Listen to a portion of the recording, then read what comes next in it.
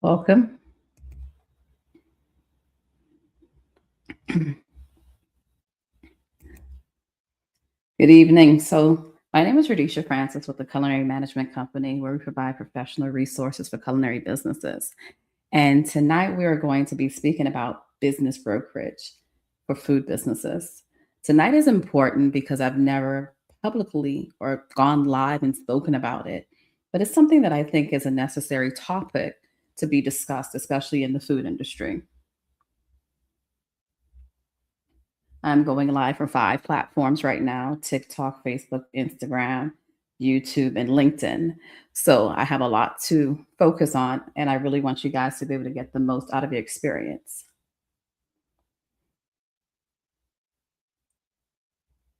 So TikTok just went down, but that's fine.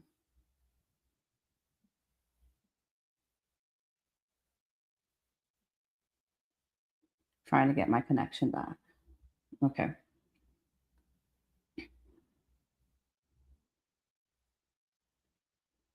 Okay.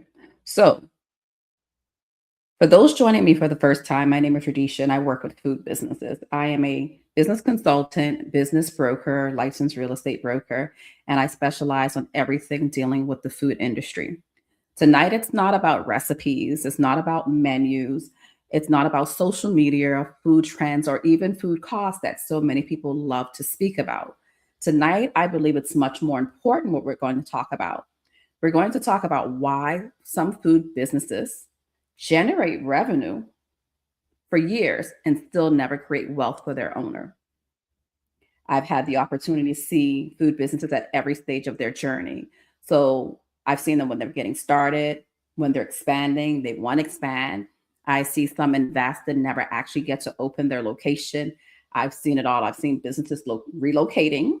I've seen them trying to be sold, but not really understanding what it means to sell or how to be prepared. And unfortunately, businesses close their doors all the time, but it's so predictable why food businesses fail. I don't know why people say it's a hard industry. If you look at the data, if you look at the statistics, if you look at the information, it's right there. So one thing I've learned is that you can spend many years in your business, but very little time working on your business. And I'll go ahead and explain that. So if you are a chef, if you are a person who has a cottage business, if you're just starting out, if you're there and you feel like giving up and just throwing in the towel, this is really a good time for you to chime in tonight. Get a notepad, take some notes, get some information, it's valuable information. And I want to challenge you on how to think differently. Just want to make sure my microphones are on because earlier I streamed on TikTok and my mic was off for most of the time. So I'm going to challenge you to think differently. Are you building a business? And just because you have amazing food does not mean that you're going to be successful in the business. So are you building a business or are you building a job for yourself? If you are in the food industry, let me know what type of business you have. Let me know the types of challenges that you're facing. What is it that is something that you really have a question about that you want to learn? This is an amazing opportunity to be able to gather information about your next step in the food business. So, are you building a job for yourself? And if you had to step away, what would be left? So, let's talk about that. Are you in the food industry? What type of business do you have? What stage are you in? Do you have an idea of what you're doing? Do you have an amazing concept? Do you have an amazing chef? I found that many investors go ahead and invest in a talented chef. And if you're investing just because the chef is talented and you know nothing about the business, that can be one of your greatest downfalls. You would lose so much of your investment because you invested in talent instead of someone who understands the business. Another question: most food businesses focus on food. They focus on recipes, they focus on menu, they focus on equipment, they focus on social media, they focus on looking good and plating. But many of those decisions that determine whether their business is going to be a success or fail have nothing to do with the food. Nothing to do with the food at all. And I'll discuss. I'll discuss why some, looking at the comments, I will discuss why some busy locations lose money There's this concept or this thought of location, location, location. Just because you have an amazing location does not mean that you're going to be successful in the food industry. And I'll actually share why a busy location could actually be your downfall in business. We will discuss things about the hidden cost of commercial leases. I've seen that very new entrepreneurs, unbeknownst to them, did not understand the difference between a commercial lease and a residential lease. And when they got it, they thought that the price was so good. But what they didn't understand was that the responsibility would become theirs. There were certain things that were going to become their responsibility, but not that of the property owner. And that cost them their business because they didn't understand the difference between a commercial and a residential lease. And as you come in, let me know what industry you're in. If you're in the food industry, what type of business you have, what is it that you'll like to do, any burning questions that you may have that you would like for me to ask, and I'll do my best to answer them. Also, if you know someone who's a chef or they're new in the food industry or they're thinking about starting a business, I invite you to invite them to this conversation tonight. Then, why a profitable business can still be unsellable. People think because they make money in their business that it can be sold. But there are certain things that you're going to need to have to make that business sellable to someone who understands business. So just because you're making money does not mean that you can sell your business or get top dollar for it. And that's where business brokerage comes in. Then there's a difference between owning a business and owning a job. And I won't go into that much because everybody talks about that, owning a business versus owning a job. And then why every owner needs an exit strategy, even if they never plan to sell. I've seen some amazing businesses go out of business, and we might be able to touch on some of those, but it's a lot to cover tonight. So, again, I'm Radisha Francis of the Culinary Management Company, where we provide professional resources for culinary businesses. I am a business consultant. I am a licensed real estate broker. I am an international instructor. There's a lot about me from the food industry. So, when you come in, we're actually having a real conversation with a real business professional about real things that people never really talk about. Okay. So the first thing I'm going to ask you is how many of you actually believe that you own a good business? How successful is your business in your eyes? Do you really feel as though you own a business? And I have notes to keep me on track. So if you see me looking down, I might be looking at the different live streams or I might be looking at my notes to make sure that I stay on track. If you had to leave your business for a short time, would it still be there? So, most food businesses are built backwards. They are absolutely built backwards. What they do is they focus on the recipes and they focus on the menus and they focus on the logos and they focus on the equipment and social media and how great this is and how amazing the food is. And everyone's going to love the food. And this is the absolute best location ever, but they don't focus on their systems and processes, the profitability. Do you know that so many restaurants have no idea how to cost their food? They put a price on the menu and it looks good, and they think that that's how you do pricing, but that's not how you do pricing. They never focus on the systems that's replicatable. They never look at their lease terms. So many people sign a lease and have no idea what that lease is going to cost them later on. I remember I had a former client and a hurricane took place, and they thought that the property owner would be the person who provided them with a generator. No, not in a commercial lease did you negotiate that. There were issues with the roof, and they felt like because it was a strip mall and a plaza, that the property owner would take care of that. No, that wasn't in your lease. That wasn't what you negotiated. And I did not negotiate this lease for them. I met them with this already in place. So this has nothing to do with Radisha or her company. I'm just sharing real life examples of things that cost people so much money later on, and they had no clue. There were also things where they didn't realize that when they built out that location and they put certain things in there, when they left, they could not take that with them. But I'm getting ahead of myself because I really want to go ahead and share with you the things that cost businesses that they don't know anything about. And I want to teach you how to avoid those things. So, have you built a business or have you built a full time job or a disaster? The most expensive ingredient is not your food. It is not what people think it is. It's not your food. That is not your most expensive thing in your business. The most expensive thing are the biggest challenges that you never even knew to consider. And I will tell you this with complete agreement. There are many people who call themselves business consultants and they have no idea what they're doing. They might be a great chef and they could advise you on the menu. But as far as understanding the business comprehensively, there's not a lot of people out there like that. And I'll also share this just as a thought.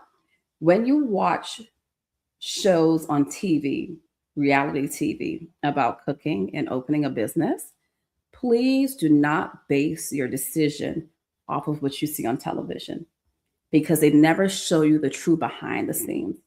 They never show you the permitting process. They never show you the regulatory concerns that they have because that is not entertaining. That is stressful. That is not good TV unless someone's yelling at someone.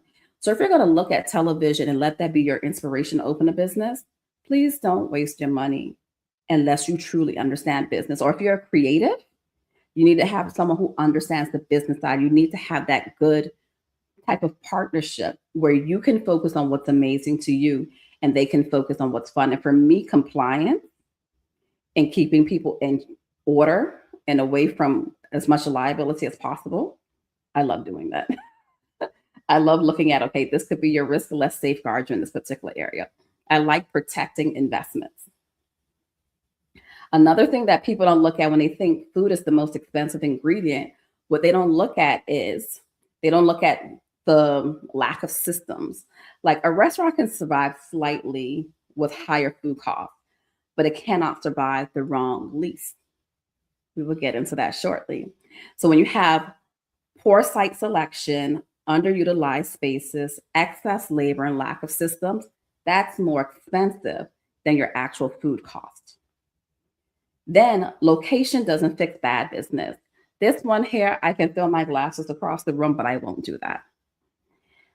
People think that if you have a prime location with heavy traffic, that that is great. I get exhausted with hearing location, location, location. No, the wrong location can cost you everything. A high traffic location may not be ideal for you and the clientele that you may have. So, location doesn't fix a bad business. I've seen people have the same location as someone else, and one survives and thrives, and the other doesn't. Do not expect the location to bring people into you. You still have to do your work. I had a client who was amazing at what they did and the way they kept business coming in and generating in there. And people said, oh, it's just because she had a great location. No, that woman had amazing strategy, amazing skill, and what she did not know. She found other people who knew and she paid them appropriately to go ahead and build her business. And she knew nothing about the industry. It wasn't even a passion project of hers. So let's talk about how owners say, if I could just get a better location. Yet there are businesses that fail in prime locations. Tourist districts, that's actually not an amazing area to have a business in because it's high competition. And do people recognize you or your brand? Also, high traffic corridors. If you have a high traffic area that it's hard to get into your business, that's worse than having a location that's not in a high traffic area but has easy accessibility. There was a client, again, this had nothing to do with me. I wasn't there for the site selection. I came in for a different part of the project later. They had a high traffic location, but the parking lot was horrible. And to gain access into the space, it was challenging. They worked with the city, with the mayor, and all these different people, and they still could not get that problem resolved. And even when you did get into the parking lot, parking was almost impossible. So they had a high traffic location that actually did not work in their favor to their advantage. Then you have to think about businesses that thrive in less obvious locations, the little tuck shops, the little ones in the corner somewhere. The difference usually is how you operate your business, your systems, your marketing, and your financial management. Your address is not the end all be all in your business. So, do you have any questions for me so far? Where are you joining me from? What type of business do you have? Have you been successful in the business? Have you found challenges? Do you feel like you're failing or you just don't really know what to do? So, let me pause for a moment to have engagement. I thank you all for everyone who's joining across the different platforms. And I thank you so much. So, do you have any questions for me so far? What is the most valuable thing that I've said so far that you're like, oh, wow, that's something different that I didn't think about before? So, why some food businesses never build wealth? We'll go on to point number four. So, the first point I gave is that most food businesses are built backwards. The most expensive ingredient isn't food, and location doesn't fix bad business. So, the fourth point for this evening is that the chef is not the business. Chefs normally don't like me. I am professionally trained. I trained under two different master chefs. One when I was in culinary school, I trained under a master chef. He was in charge of our program. And then when I was a professor at Le Cordon Bleu College of Culinary Arts, the person who I reported to was also a master chef. And at that point, they had less than 100 master chefs in the world. So just to have that opportunity to be trained or guided or mentored by master chefs was amazing. And these aren't the master chefs that you see on TV with that show. These are like the real ones. I think that show is actually an insult to the industry for what that really stands for. But I won't get involved in that. So the chef is not the business. Let me explain why chef is not the business. That ties directly into an article that I've been writing because the business becomes dependent on one person, the owner doing everything or that person doing everything. There's no systems, there's no delegation. If they're not there, things aren't going to work out the same. You can't take a vacation. So to me, chef is a talent. They have that talent, but oftentimes they don't truly understand compliance. They don't understand regulations. They don't understand. It's a lot they don't really understand, to be honest. And so, if you just love to cook food and you love to make people happy, I think that that person should consider just hosting events, for family and friends or pop ups. But once you start a business, it's no longer about you. And I don't think many chefs realize that. When you're serving the public, it's about the public and what they need, want, and desire because they're the ones paying you for what it is that you're producing. Then every business owner needs an exit strategy. So even if you choose not to sell the business, having an exit strategy is like having insurance, if you think about it like that. And this is where business brokers really enters the conversation. Many owners think, okay, I won't sell. But what if somebody came with that irresistible offer that made it all worthwhile? Do you know if your business is really valued at that? Also, you might want to retire at one point. Something may change in your family or your health, or you may burn out. Or, what about partnership opportunities? And this is another area where businesses fail so much is that people think that because this is my family or friend or I've known them forever, I should go into business with them. And then they don't have agreement. That is such a quick way to lose your money and to close your business down. People don't understand that your personal relationships and business are separate. So you need to be able to have your agreements in place so that people have that expectation of what's required of me during this particular time and how to conduct themselves accordingly. So burnout, partnership opportunities, investors, family succession, all of those are things that should be in place because if something happened to you today, do they even know what to do with the business? Do they know what it's valued at? Every business eventually changes hands or closes. I remember my favorite seafood location in Miami closed down because a younger generation did not want to carry on the business. They didn't realize that their recipes were an asset. The way they did things was an asset. They could have hired somebody to take over the business and it still could have been income generating. But many people don't think of the business like that. They just think of it as something that they started because they like cooking and then that's it and it's done with. And then there are some people who want to sell their business, but they don't really know the business's value. Sometimes in their mind, it's worth more than what it really is. So when you come in, let me know who you are, where you're from, the type of business that you have. Are you thinking about starting a business? What is your most burning question? Have you had any real challenges at this point and you just don't know what to do? Just drop your questions here and I'll do my best to answer them to the best of my ability. So some businesses don't sell because they don't have good records. The record keeping is horrible or almost non existent, or there's no proven profitability. Just because you made $1,000 today didn't really mean that you made $1,000. Do you know where that money has to go? Or if someone's thinking about purchasing your business, is it dependent on you and it's not really a business? Do you have a weak lease where you can't assign it? Do you know that you can purchase a business and not purchase the real estate that goes with it?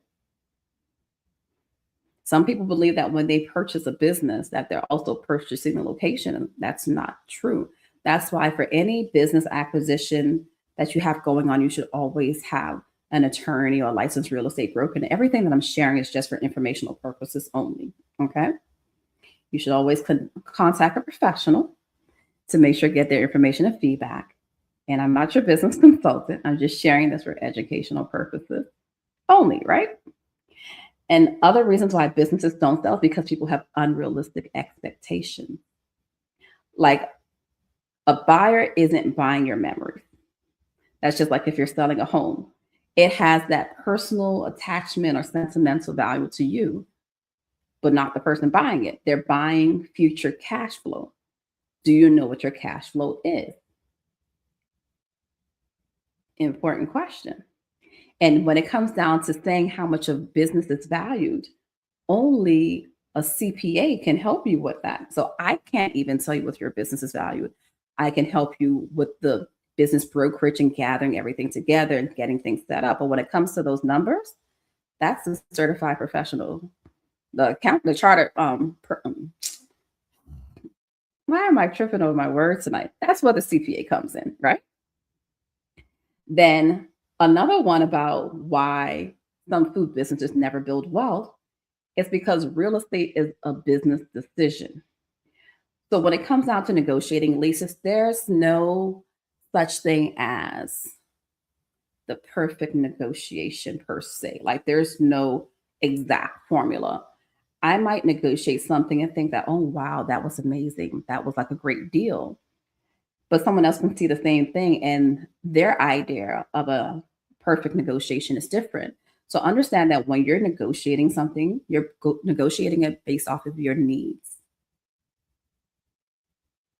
You also, when you're choosing your real estate for your food business, you have to understand like, do you have rights to expand? I don't think people realize that when you're renting a location, you have to get the property owner's permission for everything that's going on. What are your renewal options? What if you grew in this space and it's so amazing, but then you couldn't renew?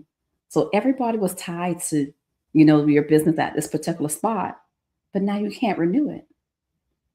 Have you thought about that when discussing lease negotiations and assignment clauses and parking or the lack thereof in zoning? I remember this lady, and it was in downtown Miami, Brickell, something like that, right? And she was looking into consulting. Now, people always tell me that they can't afford me or something like that until they lose everything. And she had this amazing plan built out for this spot. And come to find out, the way she planned and designed her concept is not allowed in that particular area by that local regulatory authority. So here it was, she was going through all these things about this business that she wanted and found out that she could not conduct the business in that location that she wanted because it's not allowed in that city. Imagine that, doing all of that, getting a spot and never considering those things. And that's one of the big risks when you do business yourself. Business is one thing you should not DIY. you most definitely shouldn't DIY making important business decisions. And many people spend months choosing equipment. The question that I have when people are building out their business, how do you have your menu after you have your location and after you started building things out? That's building your business backwards. Your menu is the business plan for your operation. It tells you everything that you need to know. The type of staff that you have to hire, the design of your kitchen, any type of permitting that you may need to get done. It tells you so much that you need, but again, I see people wait to do their menu last, but then they'll do things like purchase equipment. How did you know that you need that equipment? And then I've seen people purchase equipment and then not need it, just waste the money. And that's why it's important to make sure that you have wise counsel. Just because somebody else was in business doesn't mean that you should be taking advice from them. Just because it looks like they're doing good, I've seen clients be in business for 30 years and do things completely backwards. So just because someone has been in business for many years does not mean that you should follow their advice,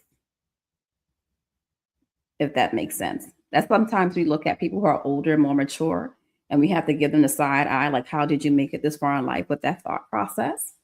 You have to be careful, even in business, looking at someone just because they've been in business longer. You might be able to learn things from them, but again, be careful with that.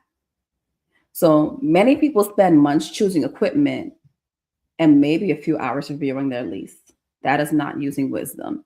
And you should always work with a licensed professional, especially a real estate attorney, to go over your lease.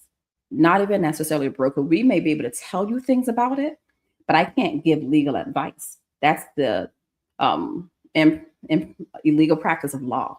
So you always want to make sure that you have attorneys for things when you're setting up your businesses. So again, remember, don't spend months looking at equipment and a few hours at your lease, yet your lease can last you for 5, 10+ years. And that could be probably one of the best or worst decisions that you make. So let's go over things that we've covered so far. I've talked about most businesses are built backwards. The most expensive ingredient isn't food. Location doesn't fix bad business. The chef is not the business. Every business owner needs an exit strategy, even if you don't plan on selling. Why businesses don't sell. And then real estate is a business decision. So now I have some questions to ask you. What is your biggest challenge right now? If anybody's willing to say, what is your biggest challenge right now? If you could fix one thing in your business tomorrow, what would it be? Then think of these questions or think of people who you know. And again, invite your chef friends or people who you know in the food industry or thinking about starting a business in the food industry and have them join the conversation. Have you ever signed a lease that you regretted? I've seen people sign a lease and never can open their location. So back in the day, I used to work for the largest food distribution company in the world. I learned more about food, the food business there than I did in culinary school or anywhere else. And I remember this person was opening this sub shop. It was in a plaza. It was right there on the main road. I mean, high traffic area.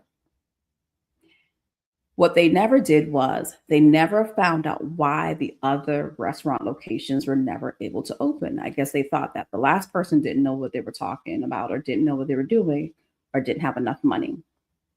I watched this gentleman pour 6 figures of his life savings into a restaurant location that he was never able to open simply because he could not get the permitting done or get a certificate of occupancy. And he still had to pay the rent and he lost over $100,000. And that left a lasting impression on me. And this was before I started business consulting. This was when I was just working there, providing services to restaurants, hotels, or anything that dealt with food, or any business that dealt with food commercially. There are stories that I've seen that have forever shaped my view on it. And so when I provide my professional consultation services, I try my best to get people to understand, but I find that the biggest challenge to people, it's their ego when it comes down to the food industry. They can cook, their food looks great, the decor is nice, but they have zero clue about business and they're not willing to learn or grow themselves professionally. Let me tell you, in the food industry, there are things that people spend money on that they never have to spend money on because of vendor relationships.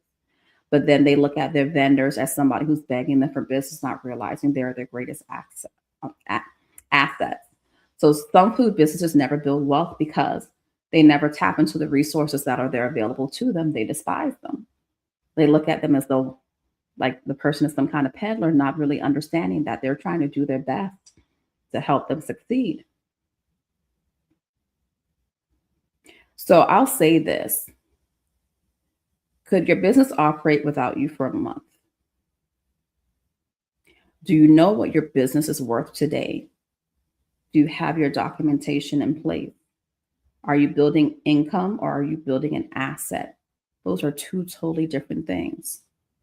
Do you have your standard operating procedures and your systems and your processes? Do you have standardized recipes? Do you have training programs for your employee? Do you understand your lease? So, whether you're opening, growing, buying, selling, relocating, or planning your next move, I want you to remember this: food is what customers experience,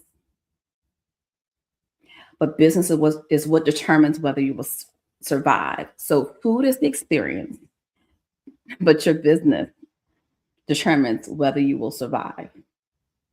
I remember many years ago, there was this business named after a celebrity in Miami Beach. I mean, they had the best of everything. I don't want to give details on what they had because then it'll become obvious, probably what I'm speaking about.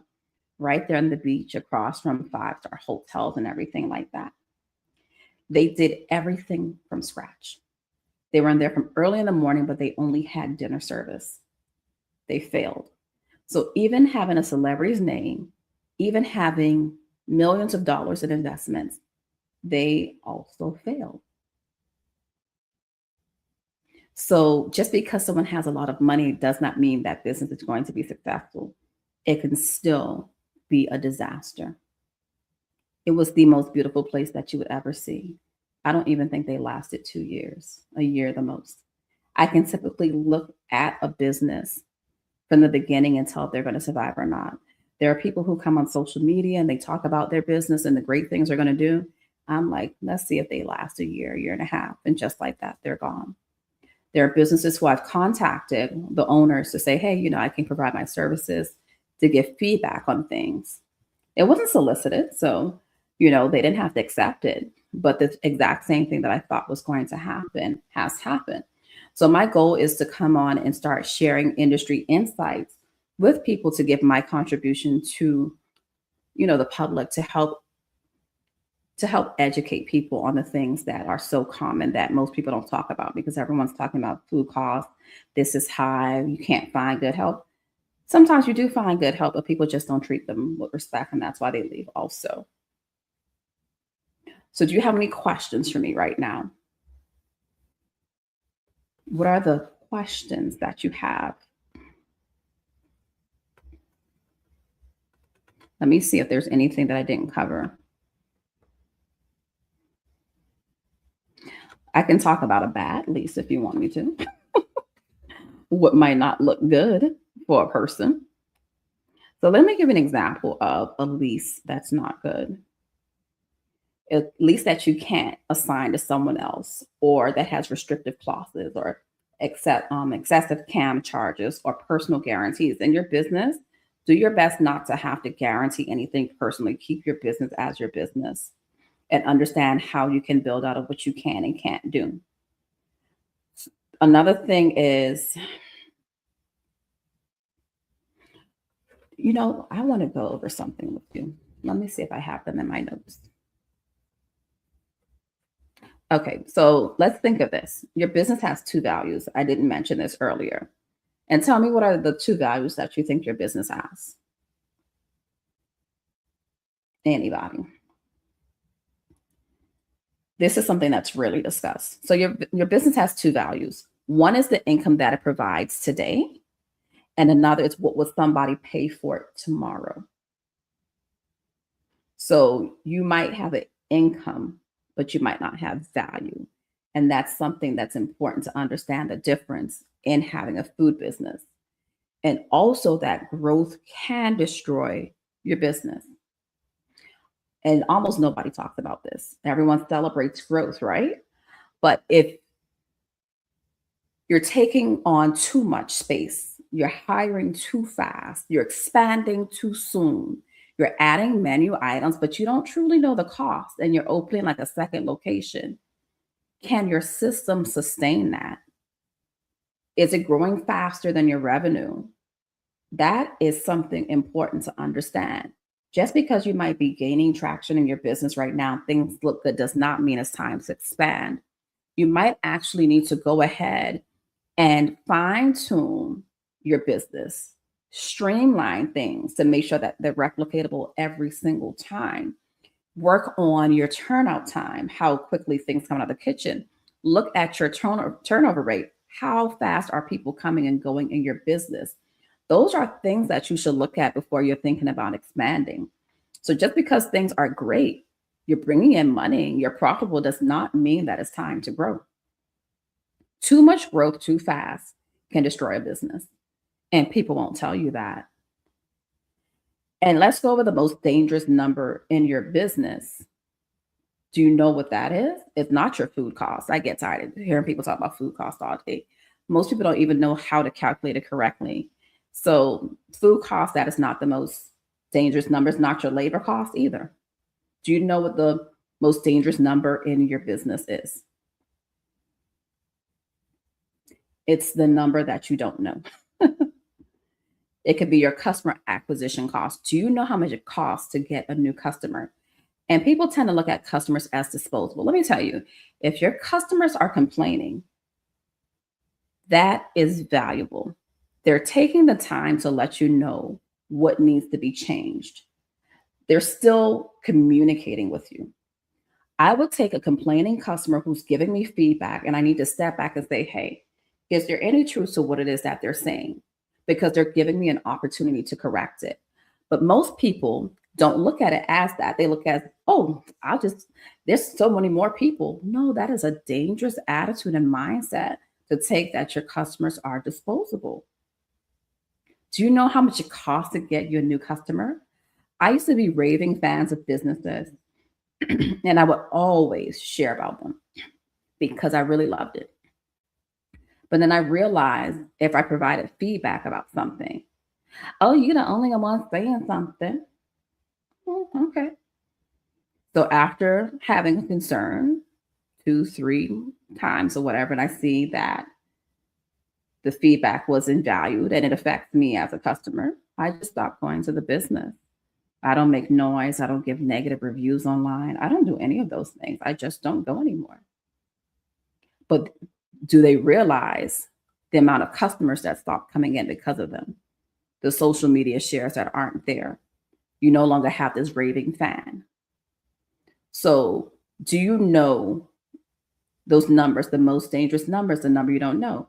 How much does it cost you to acquire a new customer, especially a loyal customer? Do you know how much it costs for you to break even in your business? Do you know what your occupancy percentage is? Do you know what prime cost is?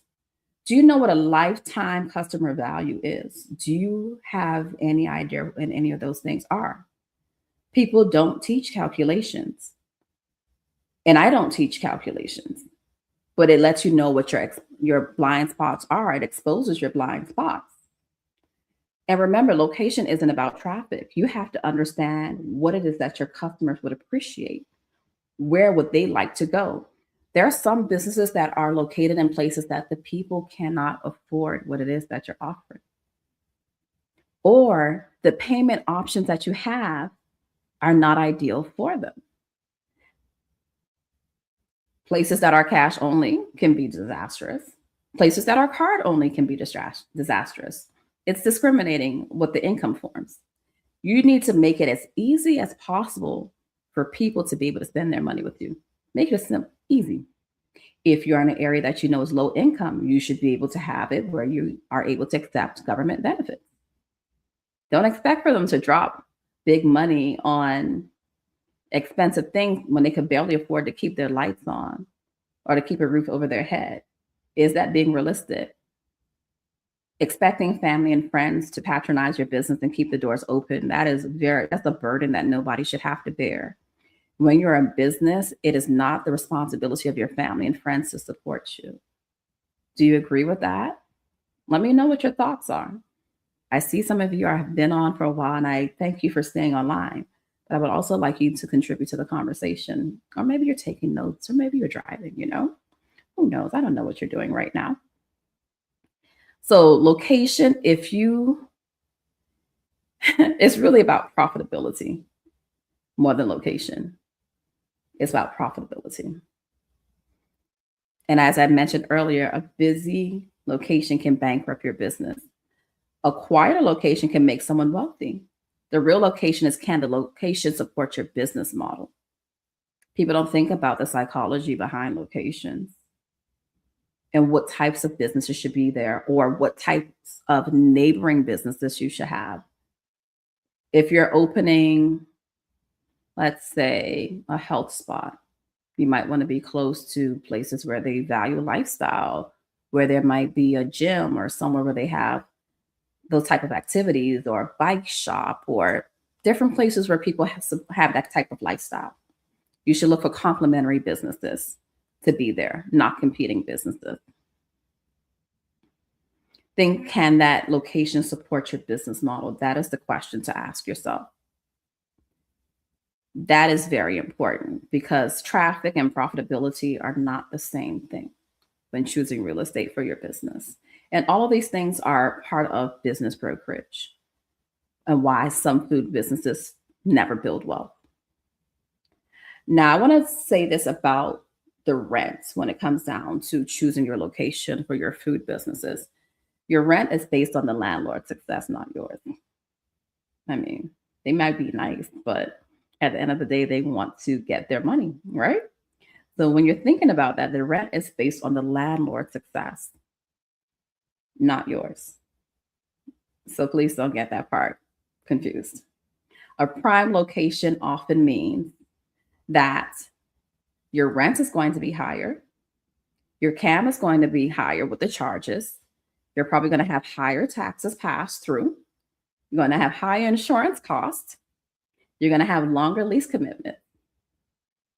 You may need to generate an additional 20, 50,000 per month in sales just to cover your occupancy cost. So the location may be busy, but the increased revenue does not exceed expenses, then you're actually worse off. So you have to think about that with prime locations and the competition that comes with it. And even if your ideal customer or client is there. Another thing about real estate and with the real estate advisory that I give, your traffic does not equal customers. Traffic does not equal customers. So you might say, who are all those people? Those people never ask that question. Just because 50,000 cars pass your location doesn't mean they're going to be stopping there.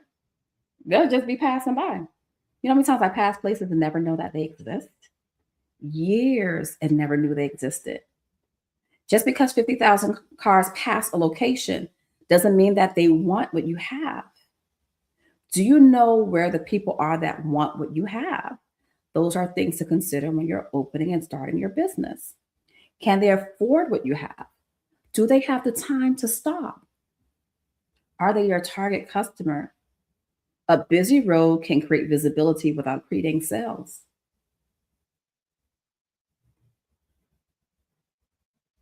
And then another thing about busy locations, let's talk.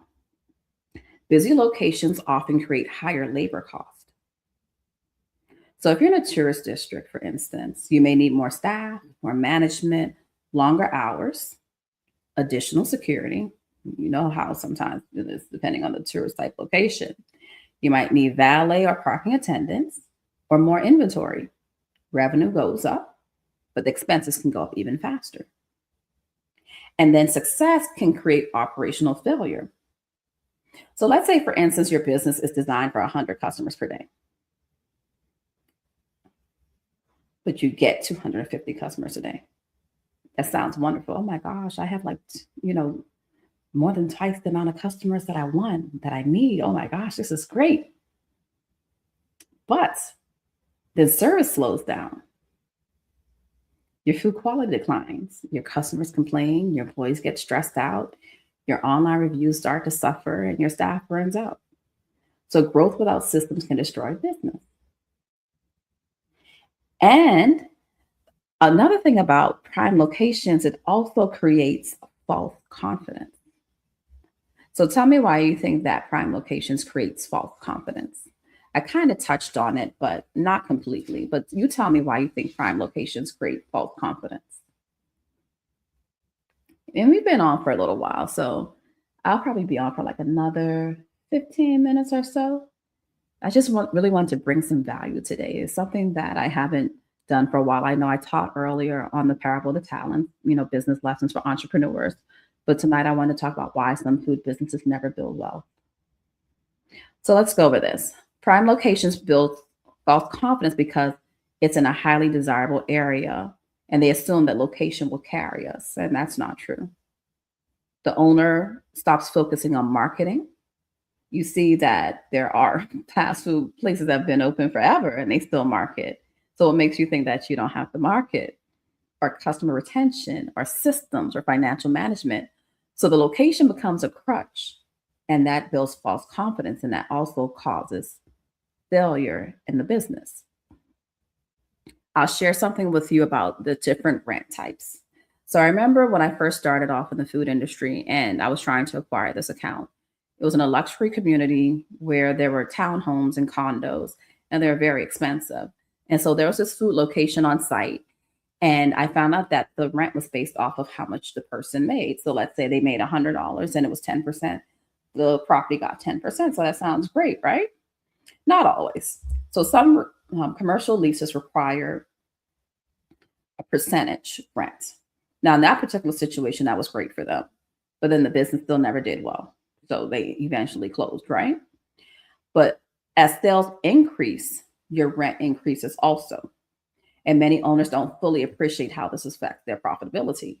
Some people start doctoring their numbers and they start putting in um, false figures, and it can be a challenge later. So they celebrate their sales growth while the landlord celebrates even more money. So when we talked about understanding your commercial leases, that's something that's important to know and understand as well. And the wrong concept and the right location still fail.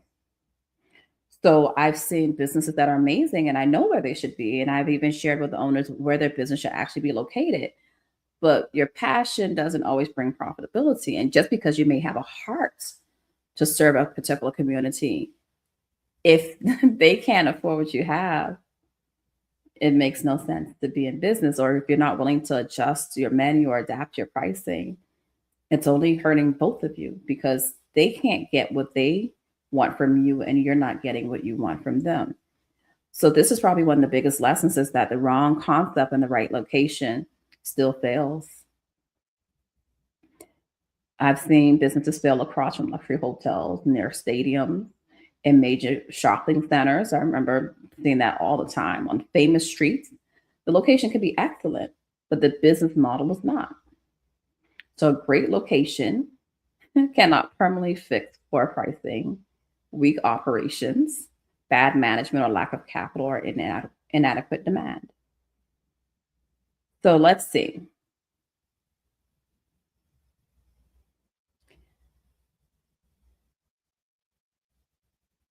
I just want you to think of this as I conclude this evening.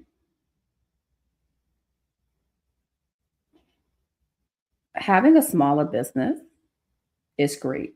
You don't always have to have something that's great and grandiose. Having that small business with the loyal customers can be the perfect thing for you. And that's okay. You don't have to have something large. You need to find your location where the economics works. And that's where many people don't have that conversation. They don't even conduct studies to understand what the income is like, what their disposable income is, and the lifestyles of those people. Every food business owner eventually exits one way or another. None of us are here permanently. And so the thing is, what you want to think about with exit strategies is, how do you plan to leave your business? Do you want to retire? Do you want to sell? Are you going to have it a succession plan, partnership, some type of merger? When it's your time for your business, when it's time for you to leave your business, is it going to close? Is it going to be bankruptcy? Is it going to be a health? Everyone exits, but few plan for. You need to think about your plan for your business, and that's an aspect of business brokerage. And then I want to leave you with this also, that there's a difference between a chef and an entrepreneur. A chef asks, how can I make this better? An entrepreneur asks, can this scale? So a chef is looking how they can make something better like the food. But an entrepreneur and a business owner wants to know how scalable this is. A chef focuses on creating products. An entrepreneur focuses on creating systems. A chef can be brilliant and fail. I've seen many brilliant chefs fail. And you need to have an entrepreneur there with you. Someone who's going to focus on what is not interesting to you, what is boring to you. An investor needs to understand that also. So, could your business survive 30 days without you? Do you know how much your business would sell for today? Is your location that you're looking at helping you or hurting you? Are you building a business or creating a job? If you had to sell next month, do you know what your business would be worth? Do you have your documentation and your processes? Think about the biggest business decision that you've ever regretted. So that's what I want to leave you with tonight, with those thoughts.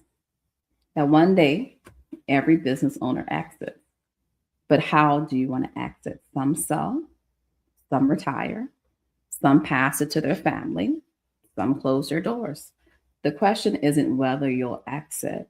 The question is whether you'll be prepared when that day comes.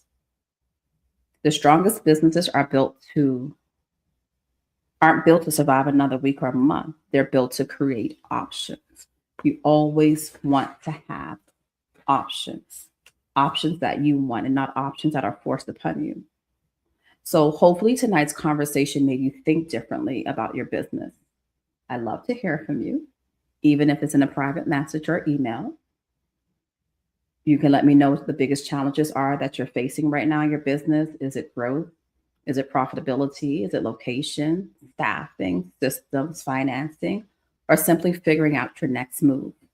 And if you're considering buying, selling, expanding, relocating, or evaluating the future of your business, you can feel free to contact me after the broadcast in the comment section. So thank you for spending a part of your evening with me. I appreciate every one of you, and I look forward to continuing the conversation. Again, I'm Rhodesia Francis of the Culinary Management Company, where we provide professional resources for culinary businesses. My company's website is www.culinarymanagement.co, not .com, and you can find out so much more about what we have to offer, the different services that we have, and how we have served the community. Oh, we have amazing articles too. I used to write for Entrepreneur. I never mentioned that. And so I have articles that are geared towards the food industry and entrepreneurship. And on my company's page, there are several articles that have so much value and insight. And I have a new series coming up teaching about important stuff. I'll just put it like that. And you could also choose to sign up for our email list to stay in the know about when we have opportunities, we have classes, we have events, we have networking, etc. So thank you for joining me tonight. And again, my name is Rhodesia Francis, and thank you for being here with me.